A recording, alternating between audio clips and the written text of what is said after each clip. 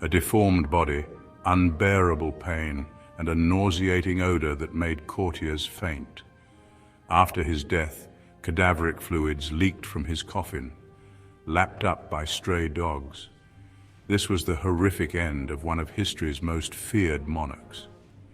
Today we reveal the true story of the death of Henry VIII of England, a tale so grotesque it's rarely told in all its repugnant reality. Henry Tudor, born on June 28, 1491, ascended the throne at 17 as Europe's most handsome prince. Tall, athletic, with golden red hair and a majestic bearing. A Venetian ambassador described him as possessing an extraordinary figure and angelic countenance, superior in beauty to any other Christian prince. How then did this paragon of virility end up suffering such a degrading death? The turning point was an accident in January 1536 during a jousting tournament in Greenwich. At 44, Henry suffered a terrible fall when his horse collapsed on him. The king remained unconscious for hours, and though he survived, the injury to his right leg never fully healed. This wound transformed into an open ulcer that constantly wept, exhaling a fetid odor that announced his presence even before he entered a room.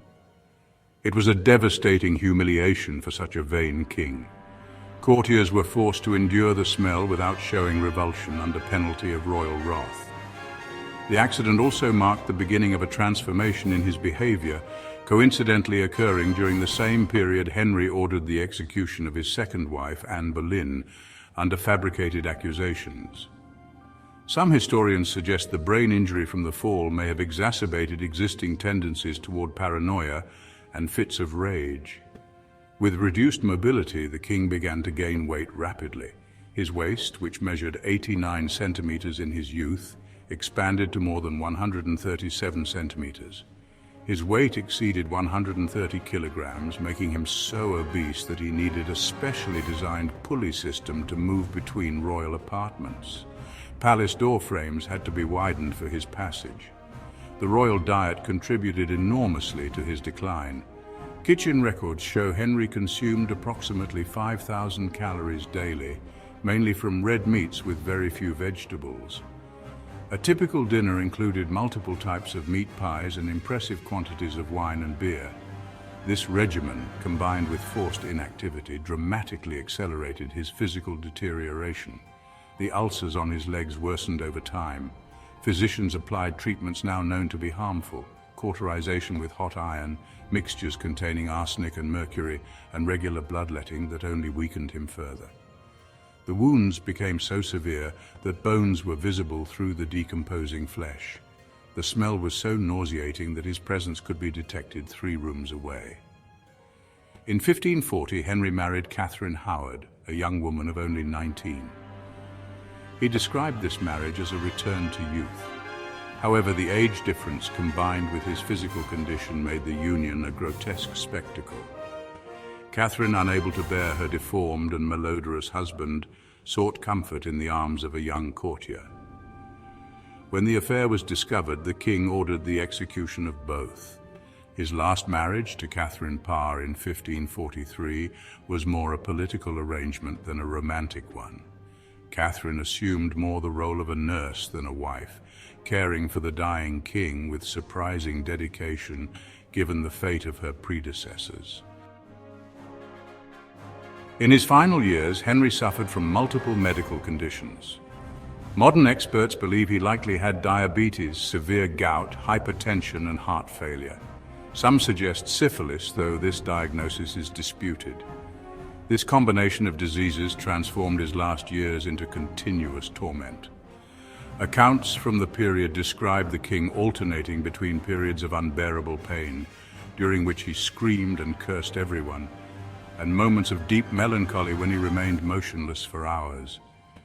Henry's paranoia intensified along with his physical suffering. The once brilliant statesman became obsessed with imaginary conspiracies, executing close friends and loyal advisors on unfounded suspicions. Terror dominated the court, as an imprudent comment or misinterpreted look could result in an accusation of treason.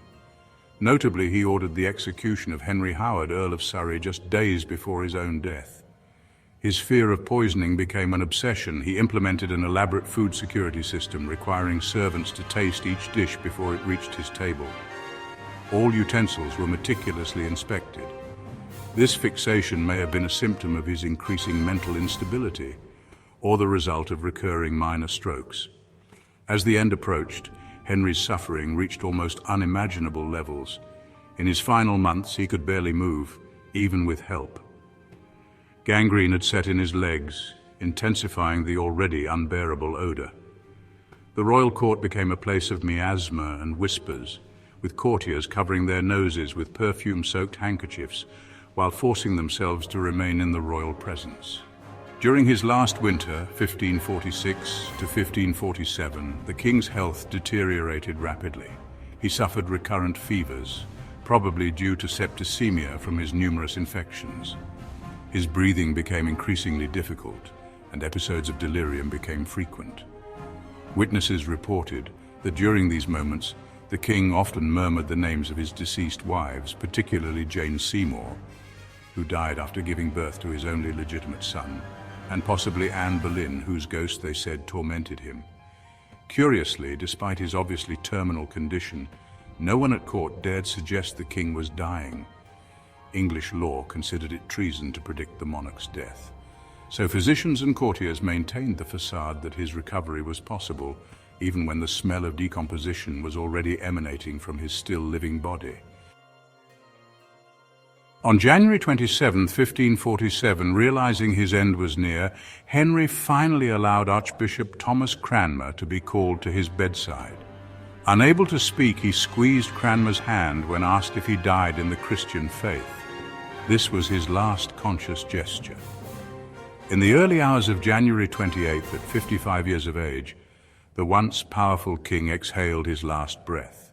But the indignity of his condition did not end with death. Due to his enormous size, a special coffin had to be constructed. Preparing the body for the funeral was a horrifying challenge for the royal embalmers. The embalming process at the time was rudimentary, primarily involving the removal of viscera and filling the cavities with aromatic herbs. During the following days, while the body awaited the state funeral, one of the most macabre episodes associated with Henry's death occurred. The coffin, inadequately sealed to contain the gases and fluids of decomposition, began to leak while it rested in the chapel of Sion Abbey. During the night, contemporary accounts describe a disturbing scene. Cadaveric fluid trickled onto the chapel floor, where it was discovered by stray dogs that licked up the putrid substance. This story, recorded by chroniclers, represents a profoundly humiliating end for a king who had built his image around power, majesty, and divine authority. The mighty Henry, who had defied the Pope, redefined English religion, and sent 2 wives to the scaffold, ended as a mass of putrefied flesh, his body violated by street animals. The funeral finally took place on February 16th, almost 3 weeks after his death. Despite the unbearable smell emanating from the coffin, the ceremonies were conducted with all the pomp expected for such a powerful monarch. He was buried in St. George's Chapel at Windsor Castle alongside Jane Seymour, the only wife who had given him the much-desired male heir. Ironically, Edward VI, whose existence had motivated many of Henry's controversial decisions, including the break with Rome, reigned for only 6 years before dying of illness at 15. The throne then passed to Mary I, daughter of Catherine of Aragon, who attempted to reverse her father's Protestant reforms, and finally to Elizabeth I, daughter of Anne Boleyn, who would establish a golden age in English history. The grotesque death of Henry VIII serves as a powerful reminder of the limits of human power. The king, who considered himself above the law, capable of redefining the national religion and disposing of human lives at his whim, was in the end a victim of his own mortal body. His death was not just the end of a man, but the symbol of the decline of an era. His political legacy, the separation of England from Rome and the establishment of the Anglican Church, continues to shape the modern world. But his personal end serves as a reminder of human fragility. The last moments of Henry's life, with his labored breathing and deformed body, contrast dramatically with the official portraits that show him in all his royal majesty.